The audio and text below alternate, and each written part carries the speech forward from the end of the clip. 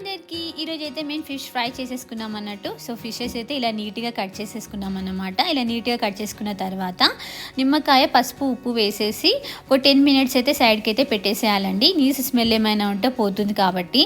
And next ఇక్కడ 2 to 3 times అయితే మంచిగా వాటర్లో క్లీన్ చేసేయాలన్నమాట. క్లీన్ చేసుకున్న తర్వాత మ్యారినేషన్ కోసము కారము, ఉప్పు, ధనియా పౌడరు, అల్లం వెల్లుల్లి పేస్ట్, పసుపు, గరం మసాలా ఇవన్నీ వేసేసి ఒక 1 అవర్ అయితే మ్యారినేషన్ చేసి పెట్టేశాను అన్నమాట. అండ్ మాకు ఇక్కడ అల్లం వెల్లుల్లి పేస్ట్ ఇట్లా బాటిల్స్తో దొరుకుతుంది అన్నట్టు.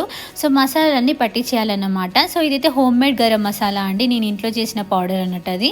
అండ్ నెక్స్ట్ ఇక్కడ ప్యాన్లో కొంచెం ఆయిల్ వేసుకొని ఫిషెస్ మొత్తం ఇట్లా లో ఫ్లేమ్లో చక్కగా కుక్ చేసేసుకోవాలండి. అటు ఇటు టర్న్ చేస్తూ లో ఫ్లేమ్లోనే ఫిషెస్ మొత్తం ఫ్రై చేసేయాలన్నమాట. సో ఇట్లా మిగిలిపోయిన ఫిషెస్ కూడా వేసేసి కుక్ చేసేసుకోవాలండి. సో అంతే, ఇంకా ఫిషెస్ మొత్తం రెడీ అయిపోయినట్టే అనమాట. అండ్ మీలో ఎంతమందికి ఫిష్ ఫ్రై అంటే ఇష్టం? సో ఒక కమెంట్ అయితే చేసేయండి మరి. Thank you for watching. Bye.